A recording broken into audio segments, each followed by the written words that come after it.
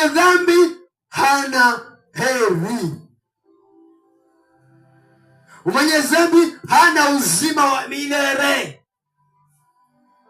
Mwenye dhambi ni kutubu, anatakiwa atubu na aache kumwacha Mungu aende kuishi mpaka sasa. Ni Mungu anataka, anavuta siku zako ili mradi upate kutubu. Usije ukajua kwamba Mungu anazidi kuacha mradi uzidi kuishi katika dhambi. Mungu afurahi ni maisha ya mwenye dhambi. Anasema tena maombi ya mwenye dhambi ni chukizo mbele zake. Mungu anahitaji toba. Mwenye dhambi siku zako za kuishi siwe nyingi. Ujue kuanzia sasa kwamba siku zako za kuishi sio nyingi. Wenye dhambi hatutaweza kuishi milele,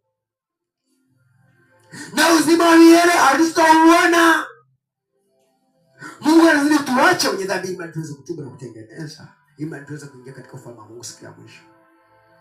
Bwana apewe sifa sana. Mwenye dhambi hana amani, hajalishi ana fedha, ana mali, ana kipato, ana kura, hana amani wala hana heri mbele yake.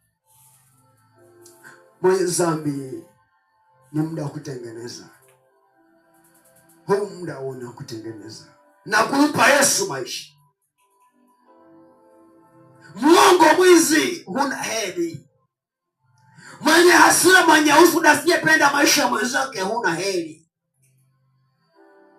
Wewe ni mwizi, ni mchawi, ni mshirikina, ni muuaji,